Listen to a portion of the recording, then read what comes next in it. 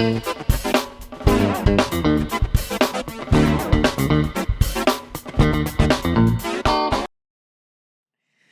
and welcome to Take a Beat. My name is Tirza and I am the digital pastor here at IES. Take a Beat is an IES podcast where we invite you to take a little break, talk about things that matter, only to launch ourselves back on the beat. So, I've been thinking about a lot of things, reflecting about a lot of things, and one of the things someone actually a close friend of mine asked was, "Oh, what are some of the lessons that you've learned over your time in IES?" And I think for me, there are kind of like a few different things. Like I have loved IES, uh, and I've been here for a long time. Um, and I started coming to IES when I was a teenager. And for some of you, maybe what you don't know about my background is my parents were pastors. And so I grew up as a pastor's kid. And to be honest, um, that was for me quite a struggle. I'm so blessed to have the parents that I had. They were wonderful parents, very godly, loved Jesus, and I love the fact that they were unconventional in the way that they brought me up. Um, and I'm very very grateful for my upbringing. But I can also say that growing up as a pastor's kid, I'm the only child. My parents had planted the church that they pastored, and the pressure that maybe not my parents put, but just being in that situation and being in that position was very difficult for me. And growing up, that's why I think I've mentioned maybe a couple of times that I grew up saying I will never be a pastor, because that experience, I understood that that was my parents' calling. That was something that God has placed, in my parents' heart. But it was difficult at times for me growing up, and I think the biggest struggle for me was that I had to sacrifice a lot of things in order to serve the church. And even growing up, I was like, I was not called to this, but I had to do this because, this is just what we do. And there was a point, especially when I was a teenager, where I was starting to resent that I had to give up a lot of different things and a lot of like even like personal time or even time with family in order to serve the church. And um and so I when I was 17, 16, no, 17, I went to a camp, a teens camp, an IES teens camp, and I I had an encounter with God, and that was when my faith became truly my own, and that was actually the start of God just working in my heart. And not long after that, it's even like the call to go into ministry, which has never been part of my plan. I was so against that. But one of the things that my parents also let me, my very gracious parents of mine let me go to a different church in order for me to be able to grow. I think now I see that and I was like, wow, that's such grace. I didn't think about it then. I'm like, oh, not going to that church. Um, but my parents let me go to IES in order for me to be able to grow in an environment that would support my spiritual growth. Um, and I didn't really have a term for that before, but um, I learned something in IES that gave vocabulary to what that was, that move of my parents. Um, it's called people over programs. It is one of the family values of IES. And that's something that I learned um, from Pastor Dave and Titi Gigi. And that's something that was done to me by Pastor Dave and Tita Gigi. And I think, we a lot of the times in different places we say things like we have like slogans or catchphrase, um, and it's just something that people say. And so a lot of the times people think that our family values, the things that we quote, oh, you know, we don't care where you've been, we care where you're going. Or, I mean, the most quoted one is for sure, serious about our faith, fun, and food. Um, and a lot of the times people think that, oh, that's just, something that people say in IES. But I can truly say that our family values are things that we actually do. We say it because it's what we do. And with people over programs, it's actually one of those values that is very difficult to explain, because yes, on paper, like, okay, yes, of course, like we value people, but in its application it's actually pretty radical, because the idea behind that is that we're we're more interested in what God is doing in you or what you need in this moment. And even if it affects our programs or our carefully planned events and different things, different you know ministries, in like even if it, okay, here's how I would put it, even if it inconvenience us, we would want to do what's best for you, and we want to care for you. And so that's something that I've experienced in IES. And that actually also, I'm grateful because I was able to pinpoint that and name that in my parents, because that's what my parents did, sending, like, being okay with me going to IES was them putting my spiritual growth um, over maybe the image or the uh, kind of the perspective that of having the pastor's kid actually go to her parents' church, right? Um, and so one of the things, I'm thinking about it, I'm looking back, is something that's found in the book of Mark. And every time I think about people of programs, I actually think about this story. So Jesus was, going around healing people and doing miracles and different things. And so this one guy, Jairus, I don't even know if I'm saying his name right.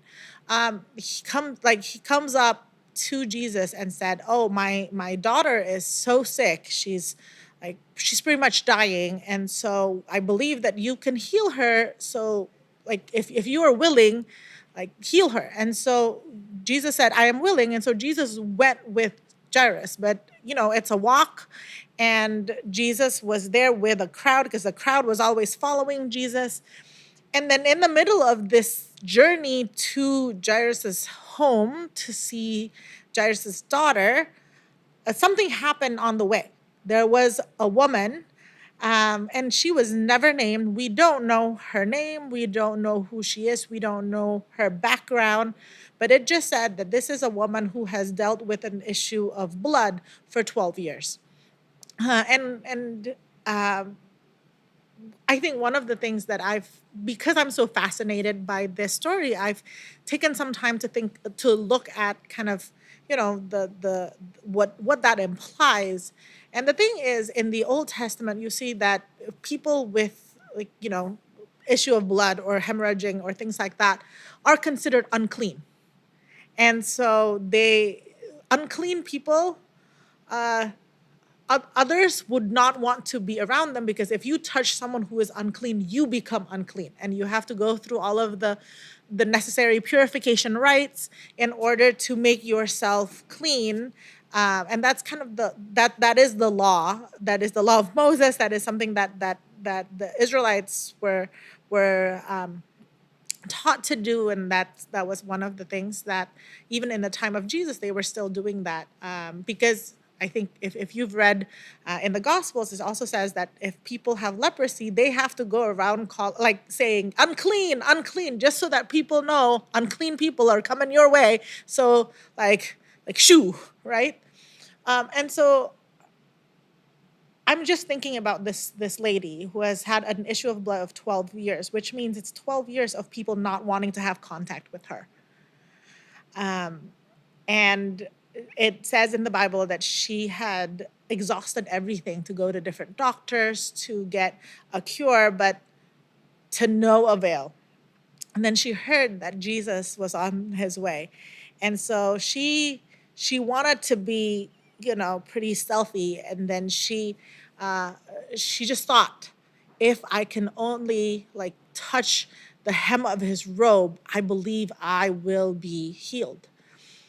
And so she snuck through the crowd, um, and she touched Jesus's robe, and Jesus stopped. I think that was one of the things that I think was fascinating to me is that Jesus actually stopped. He was on his way. He was on a mission. He had something that he needed to do. He had already promised Jairus's family that he was going to go heal Jairus's daughter, and and then there's this woman, and in my head I was like, Jesus, like, yes, she's healed, but you like you have your next appointment, but Jesus stopped, and he actually addressed the woman. He turned around and he said, well, he asked like who touched me, and of course people are like, we're in a crowd, there is no sense of personal space here, like how is it possible that you're asking who touched me? And uh, the thing is, I think one of the beautiful things is how Jesus addressed her. When she fessed up and said, "Oh, I was the one who touched your robe," Jesus had asked, "What, like, who touched me?" Because I feel power like flowing out of me. When she fessed up, she like Jesus's response to her. I'm like, Jesus, you're on the clock. Like, some things you still have another thing to do. You're actually on your way to something important, something good. He stopped and he addressed that woman and really just even said, "Daughter, your faith has healed you." For someone who has been alienated by people for 12 years, no one wanted to touch her. No one wanted to be around her. Uh, it would be an inconvenience for people to interact with her because they would be made unclean and would have to then go through the purification rites. There's this man, Jesus, who took the time to stop and address her and call her daughter, which means, a term of, to an extent, a term of endearment, like, you matter. And I think for me, that's the story that I always think about when I think about people over programs, and that idea, that concept, is something that I learned in IES. I think one of the things that you probably don't know, and it's not something that uh, Pastor Dave mentioned a lot, was I was supposed to come back to IES back in 2010. So I went to the US to study ministry. And the conversation has always been that I would come back to IES and become the junior high pastor. So pastoring teens, but like the younger teens. And that was always the plan, to the point where they were making very concrete plans. And they had a teens lounge with two teens like rooms. Not all because of me, but that was part of the vision. That was part of the plan, and I was part of that plan. And I was going through severe burnout. In 2009, there were some personal stuff that was going on, and I was just also like burning out because I was doing everything, and doing ministry, doing school, different things. And at that point, I was like, Lord, I don't want to be a pastor anymore. Like, this is not for me. I want to do something different. Like, this is too much for me.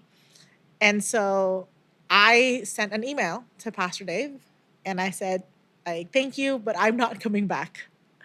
Um, and I, Pastor Dave was very gracious. And, that was actually definitely a God thing, because I think that the detours in our lives are not coincidences. God uses everything and everything that happens to us in order to grow us and to specifically do what he wants to do in our lives. Um, and so after that, actually during that time, I actually did not escape ministry because I couldn't. The job that I got out of uni was to work at a church, which for me, I'm like, God has a very interesting sense of humor. Growing up, I didn't want to be a pastor, and then God called me to be a pastor. And then I was telling God, okay, like, ministry not for me. And then the only job that I could get after university was a ministry job. And yes, Jesus, God, great sense of humor. Um, but then I think, for me, like, God used that time.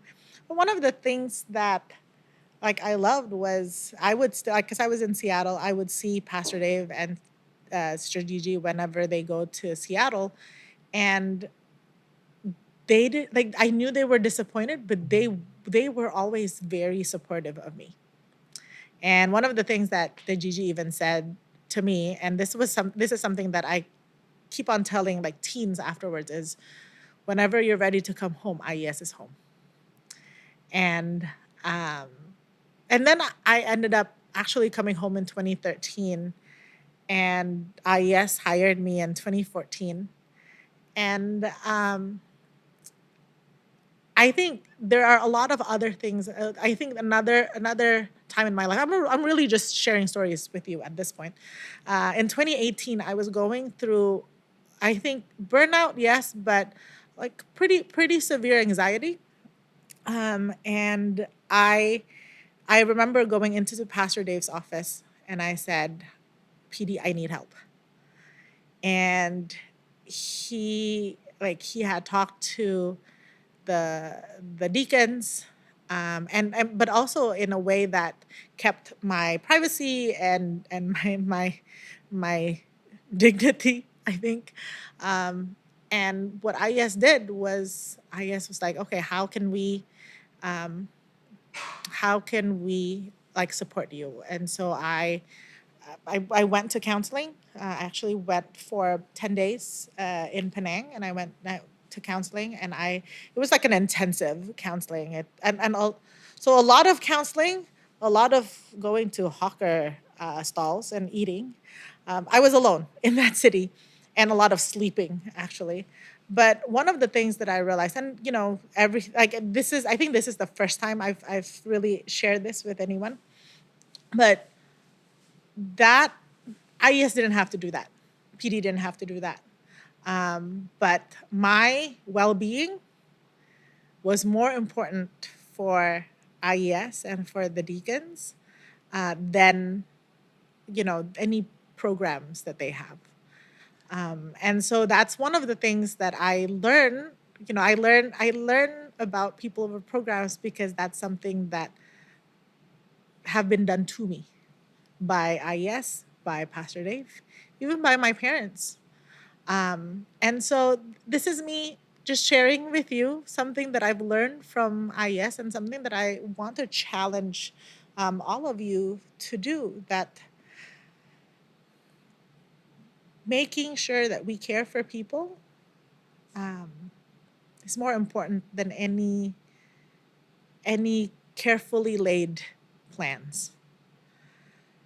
And what if what God's calling you to do is to be just a little bit more inconvenienced, just to be able to love people or love a specific person?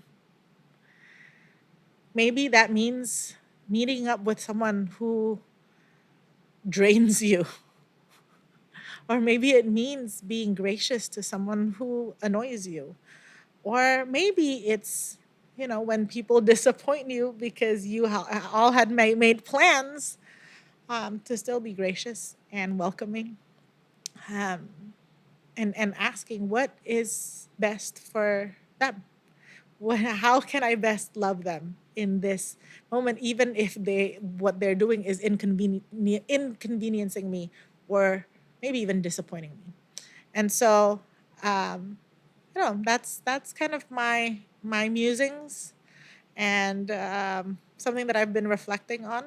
And um, I think I want to thank IES and Pastor Dave and Tita Gigi for teaching me that. But I really hope that as I share this to you, that um, God would also use you to put people over programs. And how can we love people the way Jesus loves people? The way Jesus loved that lady with 12 years of blood issues, the way he stopped and made time for her, even though he had somewhere else to be, something else to do. Well, friends, something to think about. Thank you so much for joining me this week. We will see you next week for another episode of Take a Beat. Don't miss a beat.